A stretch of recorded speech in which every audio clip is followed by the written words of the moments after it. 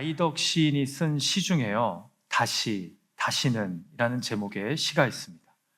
이 시는 시인이 사랑하는 동생을 불의의 사고로 떠나보내면서 쓴 가슴 아픈 시인데요, 제가 그 시의 일부분을 읽어드립니다. 문을 뜯고 내가 살던 집에 들어갔다. 문을 열어줄 내가 없기에 내 삶의 비밀번호는 무엇이었을까?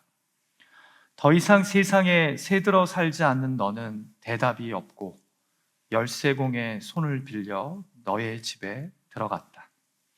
금방이라도 걸어 나갈 것 같은 신발들, 식탁 위에 흩어져 있는 접시들, 건조대에 널려 있는 빨래들, 화분 속 말라버린 화초들, 책상 위에 놓인 책과 노트들, 다시 더러워질 수도 깨끗해질 수도 없는 무릎 꿇고 있는 물건들, 다시 너를 앉힐 수 없는 의자, 다시 너를 눕힐 수 없는 침대, 다시 너를 덮을 수 없는 담요, 다시 너를 비출 수 없는 거울, 다시 너를 가둘 수 없는 열쇠, 다시 우체통에 던져질 수 없는 쓰다만 편지,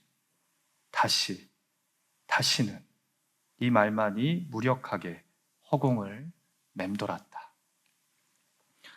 우리 중에도 불의의 사고로, 갑작스러운 질병으로 사랑하는 가족을 먼저 떠나보낸 분들이 있는데요, 저는 이 시가 사랑하는 이의 죽음이 인간의 삶에 던지는 그 허무함과 절망의 무게를 생생하게 보여준다고 생각합니다. 모든 것이 이제 그 의미조차 사라진 채로 그대로 멈춰있는 동생의 집안 물건들, 그리고 다시는 이라는 말만이 무력하게 허공을 맴돌며 시인의 마음을 아프게 합니다. 여러분, 우리가 이 세상을 살면서 맞닥뜨리게 되는 인생 최고의 절망이 있다면 그것이 무엇일까요? 저는 죽음이라고 생각합니다. 혹자는 말합니다. 죽기 전이 고통스럽지 차라리 죽으면 편할 것 같다고요. 그러나 그것은 더 이상 삶에 연연하고 싶지 않은 사람이 자기 자신에게 미칠 영향만을 생각하며 하는 이기적인 말입니다. 자신의 죽음이 나를 사랑하는 사람들에게 미치는 충격과 절망의 고통은 생각하지 않는 거죠. 여러분, 왜 죽음이 우리 인생 최고의 절망인지 아십니까? 이 세상에 죽음을 이길 수 있는 것, 죽음을 뒤바꿀 수 있는 것은 아무것도 없기 때문입니다. 죽으면 끝입니다. 그래서 사람들이 소위 죽을 병에 걸렸다고 하면 절망하는 겁니다.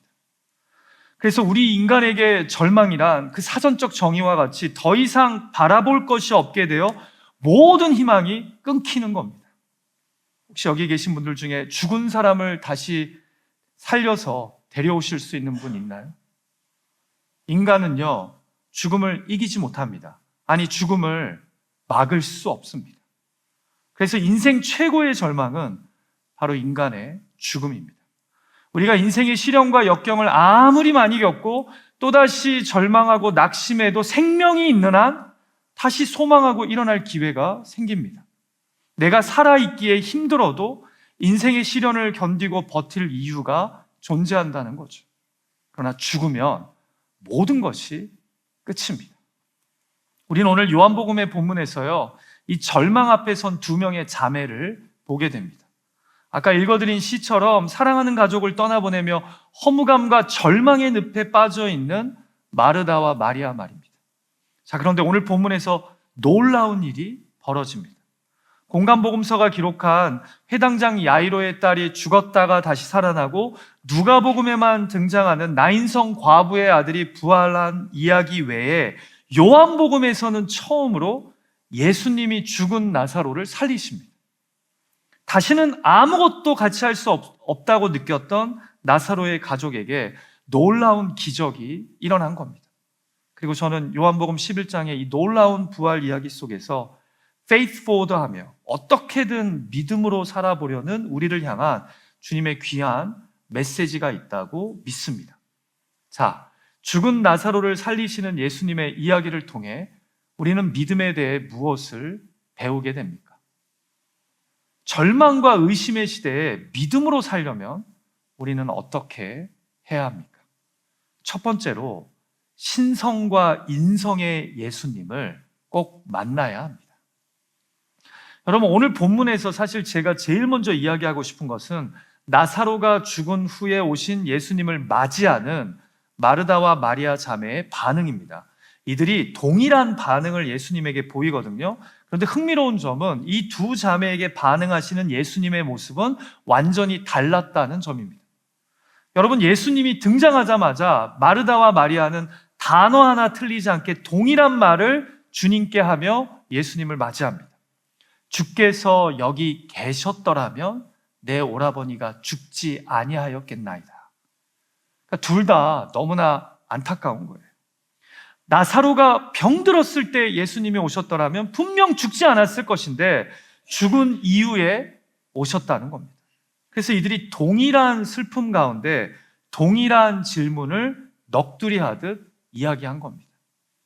그런데요, 이 두 자매의 반응에 예수님은 완전히 다른 모습을 보여주십니다. 마르다에게는요, 너무나 명확하고 당당하게 나는 부활이요 생명이니 나를 믿는 자는 죽어도 살 수 있다고, 이것을 내가 믿느냐라고 물으십니다. 그런데 뒤에 나타나 동일한 반응을 보인 마리아에게는 별 말씀을 하지 않으십니다. 단지 마리아와 모인 무리들이 슬퍼하는 모습을 보면서 이를 불쌍히 여기시며 그들과 함께 눈물을 흘리십니다. 같이 33절에서 35절의 말씀을 함께 읽어볼까요? 시작. 불쌍히 여기사 이르시되 그를 어디에 두었느냐? 이르되 주여 와서 보옵소서 하니 예수께서 눈물을 흘리시더라. 죽은 나사로를 어디에 두었느냐 딱 한마디 말씀하시고는 슬퍼하는 무리들을 불쌍히 여기시고 그들과 함께 우셨다라는 거죠. 여러분, 저는 여기서 요한복음이 우리에게 예수님이 누구신지를요, 명확하게 알려준다고 생각합니다. 여러분, 예수님이 누구십니까? 인간의 몸을 입고 이 땅에 오신 하나님의 아들이십니다. 그러니까 100% 신성과 인성을 가지신 분이라는 거죠. 그래서 이분이 우리를 구원하실 수 있다고 성경은 말씀합니다. 그런데 보세요. 마르다에게는 온전한 신성을 가지신 하나님으로, 그리고 마리아에게는 온전한 인성을 가지신 사람으로 다가가십니다. 한마디로 지금 마르다와 마리아에게 예수님은 하나님이시자 동시에 인간임을 보여주시는 겁니다. 그래서 마르다에게는 나는 죽은 자를 살릴 수 있는 부활이요 생명이라고 당당하게 선언하십니다. 오직 하나님만이 하실 수 있는 일을 내가 할 수 있다는 겁니다. 그런데 반대로 마리아에게는 인간의 몸을 입고 이 땅에 오신 분으로 다가가십니다. 그래서 함께 슬퍼하시고 함께 우십니다. 그러니까 결국 지금 요한복음은 우리를 믿음의 삶으로 도전하시는 예수님의 신성과 우리의 고통과 슬픔에 공감하시는 예수님의 인성을 동시에 보여준다라는 거죠. 여러분, 사실 신약 성경에는요, 예수님이 온전한 신성과 인성을 가지신 분으로 이 땅에 오셨음을 강조하는 여러 말씀들이 있어요. 그 중에 대표적인 것이 빌립보서 2장 말씀이죠. 그는 근본 하나님의 본체시나 하나님과 동등됨을 취할 것으로 여기지 아니하시고 오히려 자기를 비워 종의 형체를 가지사 사람들과 같이 되셨다라고 성경은 우리에게 말씀합니다. 그래서 사복음서에서 예수님도 피곤해서 주무십니다. 허기를 느끼십니다. 그리고 악을 보고 분노하십니다. 그런데 병을 고치십니다. 귀신 들린 자를 자유케 하십니다. 그리고 십자가에 못 박혀 죽으신 지 사흘 만에 부활하십니다. 여러분, 오늘 본문에서 이 마르다와 마리아에게 온전한 신성과 인성을 가진 분으로 찾아오신 예수님의 모습이요, 우리에게 주는 은혜와 도전이 있습니다. 우리도 이 세상을 살아가면서요, 이 예수님을 붙잡아야 합니다. 그래서 인생의 절망과 시련 앞에 우리의 믿음을 도전하시는 예수님을 만나야 된다는 거죠. 그러나 동시에 우리에게 아무 말씀도 안 하시고 그냥 함께 슬퍼하시고 눈물 흘리시는 공감의 예수님도 만나야 합니다. 그럴 때 우리가 이 절망의 세상을 믿음으로 살아갈 수 있게 된다는 거죠. 여러분, 저는 목사로서 여러 사람들을 만나 신방을 하며 상담할 때가 있습니다. 제가 좋은 상담자는 못 되지만요, 상담을 통해 교인분들을 도우면서 주의하는 것이 하나 있습니다. 그것은 각자가 처한 상황과 마음의 상태에 따라 어떤 분에게는 지금 도전이 필요하고 어떤 분에게는 공감이 절실하다는 겁니다. 어떤 분에게는 마르다처럼 진리를 선포하며 믿음으로 반응하라고 도전해야 되는가 하면, 어떤 분에게는 마리아처럼 그냥 아무 말 없이 예수님처럼 함께 울어주고 마음 아파하는 공감이 필요하다는 거죠. 그런데 여러분, 공감과 위로가 필요한 교인에게 말씀을 이야기하면서 믿음으로 반응해야 된다고, 순종해야 된다고 하고요, 지금 결단하고 믿음으로 반응해야 하는 교인에게 그냥 공감만 하고 위로만 하면요, 의도하지 않게 제가 그분들을 잘못 인도하는 것이 됩니다.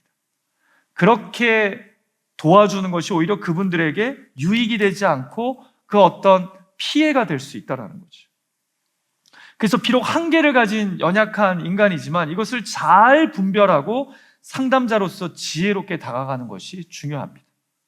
그런데 온전한 신성과 인성을 가지신 예수님이 바로 이렇게 맞춤형으로 두 자매에게 다가가셨다라는 거죠. 사랑하는 예배자 여러분, 그래서 예수 그리스도의 성육신은요, 사실 우리에게 복잡한 신학 체계가 아니라 축복입니다. 축복.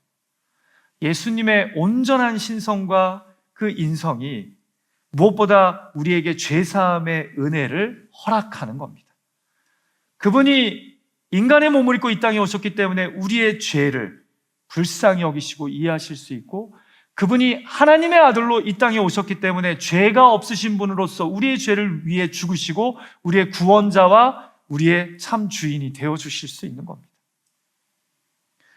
그래서 예수님의 신성은 우리의 죄를 미워하시고 심판하십니다. 그러나 예수님의 인성은 우리를 포기하지 않고 사랑하시며 결국은 구원하십니다. 여러분, 더불어 온전한 신성을 가지신 예수 그리스도에게, 그분은 이 세상에서 믿음으로 살려는 우리에게 내가 곧 부활이요 생명이니 나를 믿으라고, 내가 나를 믿으면 내가 네 삶의 그 절망 가운데 역사할 거라고 도전하시며 우리를 믿음의 삶으로 초대하십니다.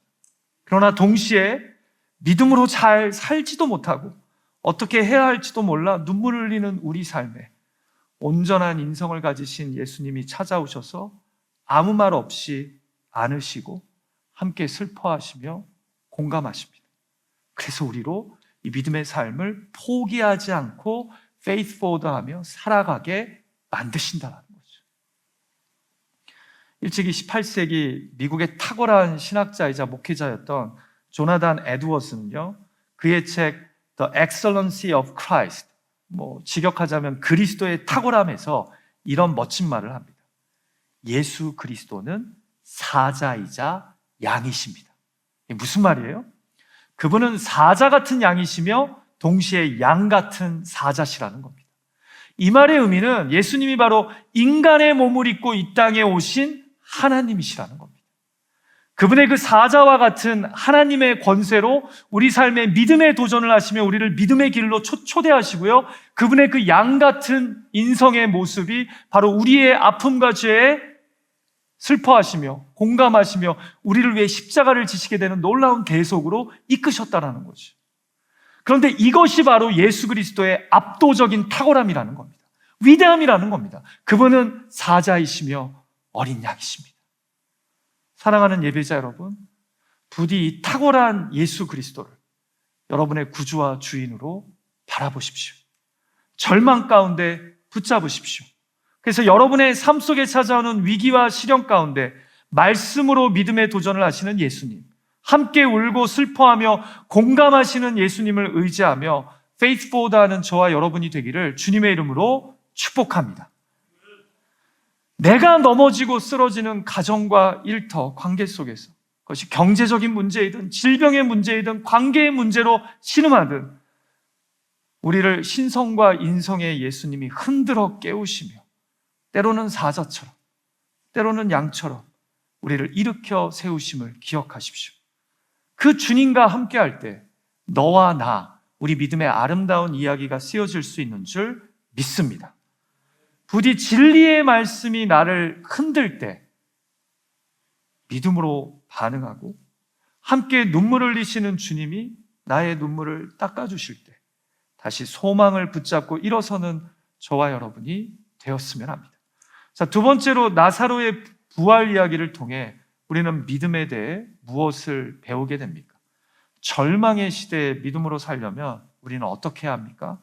예수님이 죽음을 이기기 위해 이 땅에 오셨음을 믿어야 합니다. 아멘이십니까? 자, 제가 오늘 본문에서 마르다와 마리아의 동일한 반응에 다른 모습을 보이시는 예수님 다음으로 관심이 가는 부분은 바로 본문에 계속해서 등장하는 비통히 여기시며입니다. 11장에서 33절과 38절에서 연이어 등장하는데요. 같이 화면을 보고 읽어볼까요? 시작! 예수께서 그가 우는 것과 또 함께 온 유대인들이 우는 것을 보시고 심령의 비통히 여기시고 이에 예수께서 다시 속으로 비통히 여기시며 무덤에 가시니. 사실 성경학자들은요, 오래전부터 이 비통히 여기시고라는 동사에 관심을 가져왔습니다. 왜냐하면 이 동사가 좀 생뚱맞게 등장하거든요. 이 헬라어로 엠브리 마우마이인 이 단어는 그 뜻이 사실 경고하다, 호통을 치다, 화를 내다입니다. 그래서 요즘 나온 영어 성경이나 한글 성경은요, 다 이 부분에서 비통을 분노로 번역합니다. 의역된 메시지 성경을 보시면 33절을 이렇게 번역해요. 마리아와 함께 온 유대인들도 울었다. 그 모습을 보시며 그분 안에 깊은 분노가 복받쳐 올랐다. 38절을 또 이렇게 번역합니다. 예수께서 무덤에 이르셨을 때 그분 안에 다시 분노가 복받쳐 올랐다. 사실 이 동사는요, 죽은 사람의 집을 막 방문해서 보일 모습으로는 매우 어색한 단어입니다. 그런데 이런 어색한 동사를 요한복음은 의도적으로 두 번이나 반복해서 사용했다라는 거죠. 마치 예수님이 그 어떤 대상이나 상황을 향해 지금 분노하고 계시다는 것을 강조해서 알려주는 겁니다. 자, 그럼 우리의 궁금증은 이것이죠. 도대체 예수님이 이 상황에서 무엇을 향해 분노하고 계신 걸까? 자, 여러분, 예수님이 지금 죽은 나사로의 가족을 향해 분노하셨을까요? 아니, 내가 왔는데도 믿음 없이 슬퍼하냐고? 아니면 함께 슬퍼하고자 모인 유대인들 때문에 화가 나셨을까요? 주님인 내가 왔음에도 아무 기대도 안 하고 절망 속에만 있어서? 둘 다 아니죠. 그러면 예수님이 마리아와 위로하기 위해 모인 무리들을 보고 함께 울고 슬퍼하시지 않았을 것 아닙니까? 그럼 이렇게 나사로를 데려가신 하나님을 향해 혹시 주님이 분노하신 걸까요? 근데 그럴 수도 없죠. 온전한 신성을 가지신 예수님이 어떻게 자기 자신을, 곧 하나님을 향해 분노하셨겠습니까? 여러분, 지금 예수님은요, 제가 볼 때 우리 인간으로 하여금 절망하게 만드는 죽음을 향해 분노하고 계신 겁니다. 인간으로 하여금 이제 더 이상 아무 희망이 없다고 포기하게 만드는 그 절망스러운 죽음을 향해 화를 내고 계시다니까요. 그래서 예수님이 이 자리에 왔음에도 마르다나 마리아나 다 주께서 조금이라도 일찍 오셨다면, 곧 오라버니가 죽기 전에 여기 계셨더라면 죽지 않았을 텐데 라고 말하는 겁니다. 그 모습에 이들을 이렇게 절망하고 포기하게 만드는 그 죽음의 권세에 예수님이 분노하고 계신 겁니다. 그리고 그냥 모든 것을 포기한 듯 모여서 슬피 우는 사람들을 보며 이들을 이렇게 낙심하고 무기력하게 만드는 죽음을 향해 예수님이 분노하고 계심을 성경이 우리에게 알려준다는 거죠. 우리는 이것을 예수님이 두 번째로 비통히 여기시는 38절 말씀 바로 전에서 확인하게 돼요. 보세요. 바로 직전인 37절에서 유대인들이 슬피 우는 예수님을 보며 이렇게 말합니다. 맹인의 눈을 뜨게 한 이 사람이 나사로는 죽지 않게 할 수 없었더냐. 여기서도 마찬가지예요. 죽고 나서는 예수님도 어떻게 하실 수 없다라는 거죠. 그런데 여러분, 만약에 예수님이 이들의 이 말에 화가 나셨다면 그 자리에서 바로 뭐라고 한 말씀 하시지 않았을까요? 그런데 38절은 예수님이 이 말을 듣고 앞에서와 똑같이 속으로, 심령으로 비통히 여기셨다라고 기록합니다. 그러니까 지금 이 분노의 대상이요, 예수님 앞에서 절망의 말을 하고 있는 유대인들이 아니었다라는 거예요. 속으로 어떤 대상을 향해 분노하고 계셨다라는 거예요. 여러분, 그러니까 이 말씀의 의미는요, 사람들 안에 팽배해 있는 예수님이 오셔도, 예수님이 우리와 심지어는 함께 하셔도 이 상황은 그분이 어떻게 하실 수 없다라고 생각하게 만드는 그 절망의 죽음을 향해 예수님이 분노하고 계신 거예요. 아무리 병든 자를 잘 고치시는 예수님이어도 사람이 살아있을 때 오셔야 고치실 수 있지, 한번 죽고 나면 우리 예수님이 오셔도 어떻게 할 수 없다는 저 죽음의 권세, 절망의 권세를 향해 예수님이 분노하고 계신 겁니다. 자, 그래서 분노하신 예수님이 어디로 갑니까? 바로 나사로의 무덤 앞으로 가십니다. 그리고 돌을 치우라고 명하세요. 나사로의 죽음 앞에 모든 것을 포기하고 절망한 사람들에게 부활의 영광을 보여주시려고요. 나는 사망의 권세를 이기는 부활이요 생명이다. 나는 그 어떤 인간의 절망도 이기게 할 수 있는 구원자라는 것을 선포하시려고요. 사랑하는 예배자 여러분, 우리에게 눈앞의 죽음보다 더 절망적인 것은 죽음의 권세 앞에 무릎 꿇는 것입니다. 더 참담한 것은 죽음 앞에서 주님을 무기력한 분으로 만드는 겁니다. 지금 내가 그 어떤 어려운 상황과 절망의 순간에 있다 할지라도 우리에게 주 예수는 부활이요 생명인 줄 믿습니다. 무슨 말이냐면 우리로 하여금 다시 소망하게 하시고 우리로 하여금 다시 살게 하시는 부활이요 생명이시라니까요. 그리고 예수님 스스로가 십자가에 달려 죽으시고 3일 만에 부활하셨습니다. 저는 예수 그리스도가 사망의 권세를 부활의 권세로 바꾸실 수 있는 분인 줄 믿습니다. 절망의 권세를 소망의 권세로 누르시는 분인 줄 믿습니다. 여러분, 그렇게 수십 년의 이민자의 삶, 그리고 우리 인생의 폭풍과 광야를 우리가 헤쳐오지 않았습니까? 부활이요 생명이신 예수님을 붙잡고 말입니다. 우리는 그 주님을 믿음으로 바라봐야 합니다. 정말 지금 절망하고 포기하고 싶은 상황에 있다 할지라도 이 상황에서 우리를 능히 구원하시고 살리실 수 있는 분인 이 예수 그리스도를 바라봐야 되는 줄 믿습니다. 부디 이 시간 주님의 음성을 듣고 절망과 무기력함 속에서 다시 부활의 영으로 일어날 수 있는 저와 여러분이 되시기를 주님의 이름으로 축복합니다. 자, 마지막 세 번째로 우리가 이 땅을 믿음으로 살려면 어떻게 해야 합니까? 고백을 따라가지 못하는 의심의 돌을 치워야 합니다. 자, 제가 마지막으로 여러분과 고민하고 싶은 것은 바로 마르다의 모습입니다. 사실 오늘 본문에서 존재감이 없는 마리아보다는 아름다운 믿음의 고백을 한 마르다가 낫지 않습니까? 예를 들어서 예수님이 나사로가 죽은 이후에 오시자 마르다가 주께서 여기에 계셨더라면 내 오라버니가 죽지 않았을 겁니다 한 다음에 이어서 22절에서 마르다는 마리아와 달리 이런 멋진 고백까지 합니다.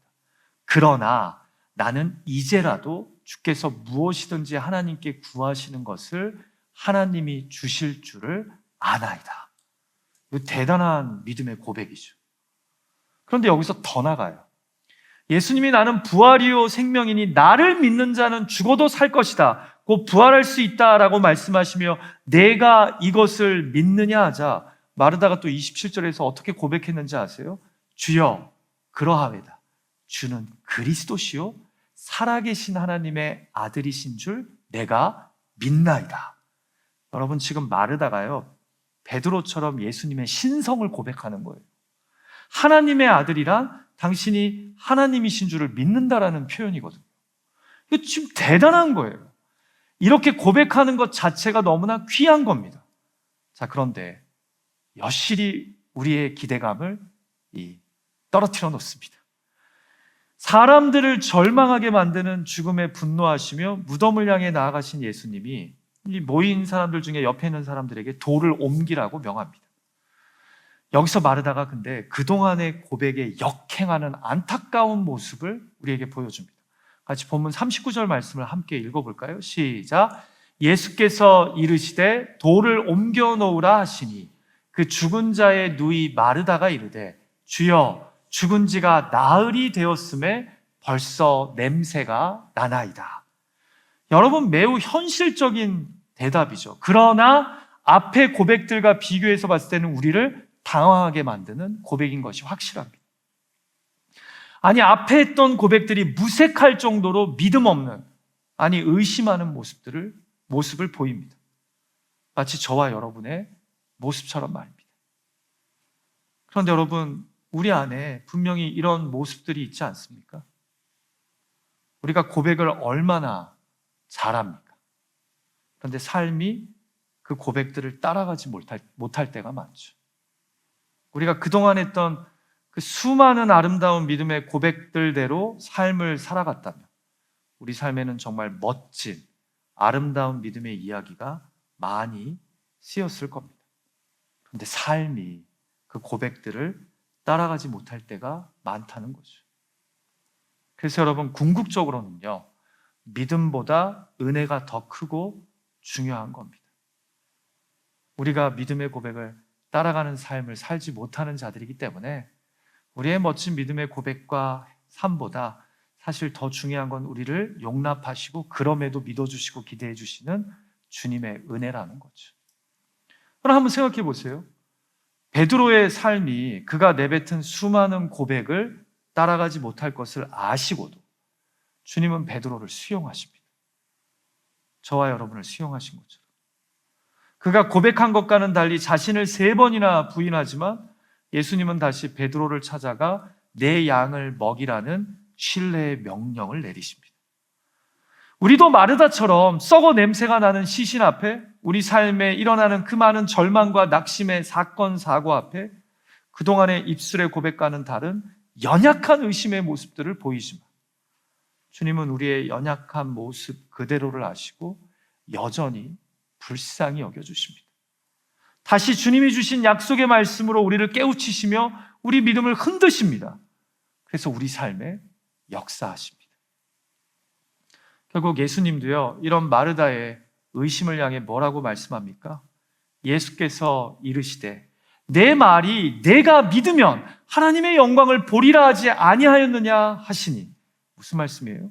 내가 너에게 했던 말을 그새 잊어버렸느냐? 내가 너에게 내 말을 믿으면 하나님의 영광을 볼 것이라고 하지 않았냐? 내가 나에게 당신은 하나님의 아들이시라고 이제라도 내가 무엇이든지 구하면 내 아버지 하나님께서 구하는 것을 주실 수 있음을 믿는다고 네가 이야기하지 않았냐? 네가 지난 주일에 선포된 말씀 붙잡고 이것은 내 말씀이라고, 나에게 주시는 하나님의 감동이라고, 내가 한 주간 이 말씀 붙잡고 살아가겠다고 하고 너희는 어떻게 하여 그 말씀을 다 잊어버렸느냐? 지금 그렇게 말씀하고 계신 거예요. 그렇게 살지 못하고 있는, 그렇게 의심의 모습을 보이는 마르다에게 그새 잊었느냐라고 예수님이 말씀하신다는 거죠. 믿음이 적은 자요, 내가 너에게 준 능력의 말씀 의심하지 말고 다시 붙잡아야 된다. 너를 둘러싼 그 죽은 자의 냄새에 마음 빼앗기지 말고 변하지 않는 상황과 환경에 기죽지 말고 굳세게 닫혀있는 저 돌문에 흔들리지 말고 내가 너에게 주었던 약속의 말씀을 붙잡고 다시 나아가라고 말씀하십니다. 여러분, 어떻게 보면 예수님이 사람들에게 저 돌문을 치워라 라고 하시는 말씀은 지금 마르다와 그 의심하는 많은 사람들을 향해 너의 그 의심의 문을 옮기라고 말씀하시는 것과 같은 거예요. 여러분, 그리고 우리는 41절과 42절 말씀에서 나오는 그 예수님의 기도를 통해 예수님을 의심했던 마리아와 달리 하나님을 전적으로 신뢰하는 예수님의 모습을 대조적으로 발견하게 됩니다. 이렇게 예수님이 기도를 시작하세요. 아버지여, 내 말을 들으신 것을 감사하나이다. 항상 내 말을 들으시는 줄을 내가 알았나이다. 이미 기도를 시작하면서 예수님은 아버지 하나님을 향한 의심이 아닌 신뢰의 고백을 드립니다. 항상 내 말을 잘 들어주시는 하나님을 내가 압니다. 그리고 지금 내가 구하는 것 또한 아버지께서 선하게 들어주실 것을 나는 믿고 감사합니다. 그리고 뭐라고 선언하세요? 나사로야, 나와라. 나사로야. 그 절망과 의심의 굴 안에서 나와라 라고 말씀하신다는 거죠. 사랑하는 기도자 여러분, 어쩌면 지금 무덤의 돌보다 먼저 치워져야 할 것은 우리 의심의 걸림돌, 인간 한계에 대한 걸림돌 아닐까요? 우리가 실로 하나님의 영광을 보고 싶다면, 너와 나 우리 믿음의 아름다운 이야기를 향해 나아가려면 그 안 될 거라는 의심의 돌부터 치워야 합니다. 그리고 예수님이 하나님을 신뢰하셨듯이 우리도 믿음의 기도를 다시 하나님께 드려야 된다는 거죠. 예수님은 하나님을 신뢰하며 믿음의 기도를 드렸기 때문입니다. 그리고 주님이 큰 소리로 명하십니다. 나사로야, 나오라. 나사로야, 나오라. 사랑하는 예배자 여러분, 이 외침이 여러분에게는 어떻게 들리십니까? 저에게는 이렇게 들려요. 창현아, 나오라. 누구누구야, 그 절망과 의심의 굴에서 이제 좀 나오라. 우리로 절망하게 하고 낙심하게 만드는 그 인생의 고통과 문제 앞에 부활이요 생명인 나 예수 그리스도를 믿음으로 나오라는 거예요. faithful하라는 거예요. 너로 눈물을 흘리며 포기하게 만드는 그 인생의 거대한 절망 앞에서 이제 부활이요 생명이신 예수님의 손을 꽉 붙잡고 이제 그만 나오라는 거예요. 언제까지 슬퍼할 것이냐라는 거예요. 언제까지 절망할 것이냐라는 거예요. 언제까지 낙심할 거냐라는 거예요. 사랑하는 예비자 여러분, 잊지 마십시오. 주님은 부활이요 생명이십니다. 말씀을 마칠까 합니다. 제가 지난주에 한 기독교 TV 방송에서 유튜브에 올린 간증 영상을 봤어요. 말기암으로 투병 중인 한 자매의 간증이 나오더라고요. 천정은 자매라는 분인데, 이분은 2012년에 말기암 판정을 받아요. 근데 아프기 전에 예수님을 믿었던 게 아니라 말기암 판정을 받고 믿는 친구의 전도로 예수님을 그리스도와 구주로 믿게 됩니다. 근데 간증에서 이 자매가 그런 이야기를 해요. 저는 정말 예수님 만나기 전까지 기독교인은 다 쓰레기라고 생각했습니다. 근데 친구의 전도로 말기암 환자 가운데 예수 그리스도를 만나게 됐는데, 이 자매가 그때를 회상하면서 이렇게 얘기해요. 자기가 예수님한테, 예수님이 제 삶에 찾아오자 이렇게 말했대요. 내가 그렇게 좋았어요? 가만히 두면 죄인인 나는 그냥 죽었을 텐데 죄인인 나를 어떻게든 살릴 정도로 내가 그렇게 좋으셨어요? 그러니까 나를 진심으로 사랑한다는 것이, 그 예수님의 따뜻함이 주님을 영접한 그날 너무나 강하게 느껴졌더랍니다. 주님이 날 정말로 사랑하시는구나. 그리고 그때부터 투병을 하면서 기회가 되는 대로 여러 교회를 돌아다니며 예수가 우리 인생의 구원자라고, 아무리 죽음의 절망 앞에 우리가 있어도 부활이요 생명이신 예수를 믿으며 우리가 살 수 있다고, 우리에게 영원한 삶이 약속되어 있다고 전도하며 간증하는 삶을 살아갑니다. 제가 이 시간 설교를 마무리하며 이 자매의 간증 영상에 나오는 첫 인트로덕션 부분의 영상을 좀 보여드리고 싶습니다. 돌이켜보면 나는 평생 한 번 찾지 않던 하나님을 죽음 앞에 이르러서야 갈급하게 찾았다.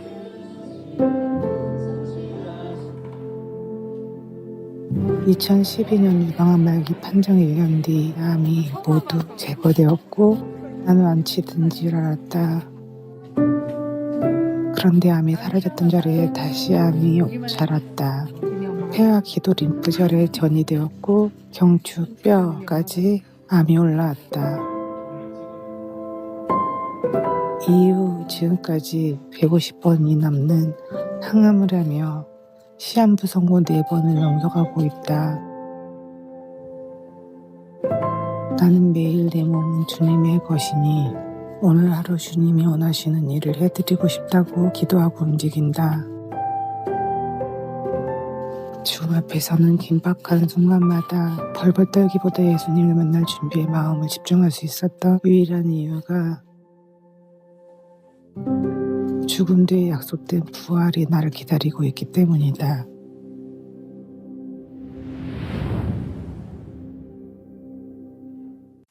여러분, 이 자매가 이 간증의 내용을 가지고 책을 썼는데요. 책의 제목이 나는 주님의 것입니다. 여러분, 저는 이 영상의 마지막에 나오는 이 자매의 고백이 참 마음에 큰 울림이 됩니다. 죽음 앞에 서는 긴박한 순간마다 벌벌 떨기보다 예수님을 만날 준비에 마음을 집중할 수 있었던 것은 죽음 뒤에 약속된 부활이 나를 기다리고 있기 때문이다. 여러분, 세상 사람들은 죽음을 끝이라고 생각합니다. 절망이라고 이야기합니다. 그러나 우리는 부활이요 생명이신 예수님이 계시기에 죽음 뒤에 있는 부활의 순간을 바라보며 오늘을 믿음으로 살아갑니다. 여러분, 잊지 마십시오. 우리가 절망스러운 죽음, 절망스러운 상황 앞에 서게 되더라도 그때마다 신성과 인성의 예수님을 만나면 faith forward 할 수 있습니다. 예수님이 죽음을, 절망을 이기기 위해 이 땅에 오셨음을 기억하고 붙잡아야 합니다. 그리고 고백을 따라가지 못하는 의심의 돌을 치워야 합니다. 그럴 때 우리가 우리 인생에서 정말 감당하기 힘든 절망스러운 상황 앞에 서게 되더라도 다시 faith forward 하며 너와 나, 우리 믿음의 이야기를 써내려갈 수 있을 줄 믿습니다. 우리 같이 주신 말씀을 붙잡고 성령의 임재 앞에 진실하게 나아갔으면 합니다.